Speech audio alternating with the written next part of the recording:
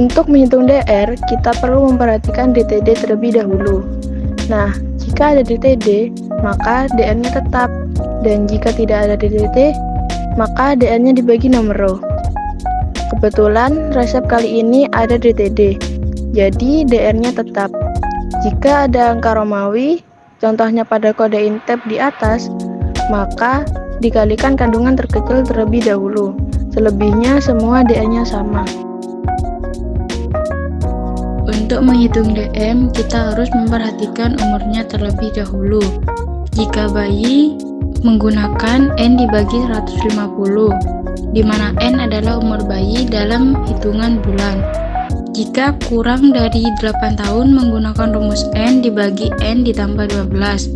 Jika umur 8-20 tahun, menggunakan rumus N dibagi 20.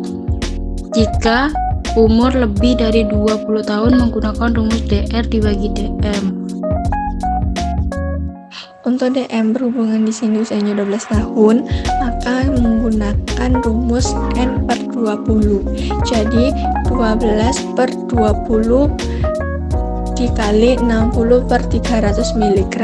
Hasilnya 36 per 180 untuk DM kodein. Untuk menghitung DM satu kali, caranya DR dibagi DM satu kali dikali 100%. Jadi di sini DR-nya 5 mg dibagi DM satu kali 36 mg dikali 100%. Untuk menghitung DM satu hari, caranya sigma dikali DR dibagi DM satu hari. Jadi 3 dikali 5 mg dibagi 180 mg dikali 100%. Cara menghitung semua obat yang mempunyai DM caranya sama seperti itu.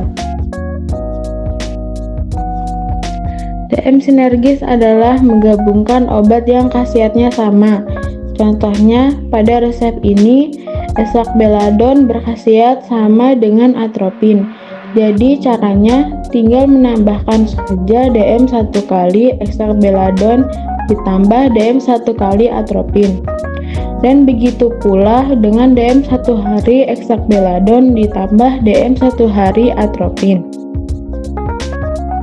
Penurunan dosis.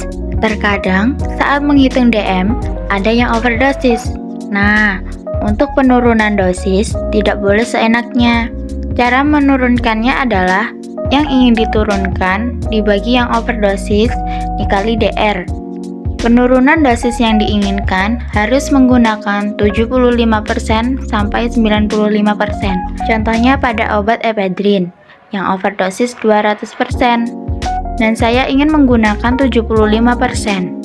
Jadi 75% dibagi 200% dikali DR. Berhubung di sini DR-nya 60 mg, maka dikalikan 60 mg. Jadi hasilnya 22,5 mg. Dan ini menjadi DR baru. Cara menghitung PB. Jika ada DTD, maka DR dikali nomor row. Jika tidak ada DTD, maka PB-nya tetap. Berhubung di resep ini ada DTD, untuk menghitung PB tablet, DR dikali nomor row dibagi kandungan obat. Terserah memilih membagi kandungan obat berapapun. Tetapi, jika ada kandungan obat yang misalnya hanya tersedia yang kandungan 10 mg, maka yang diinginkan dibagi yang tersedia. Contohnya pada PB kode intep di resep ini, 5 mg DR dikali 5 nomor row sama dengan 25 mg dibagi 10 mg kandungan, sama dengan 2,5 tab. Untuk yang serbuk atau puyer sama saja, malahan lebih singkat. Contohnya pada PB ephedrine.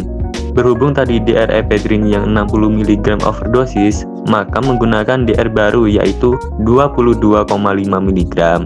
Jadi 22,5 mg DR dikali 5 nomor row sama dengan 112,5 mg. Kali ini saya menjelaskan tentang pengenceran. Nah, pengenceran ini digunakan untuk bahan yang kurang dari 50 mg.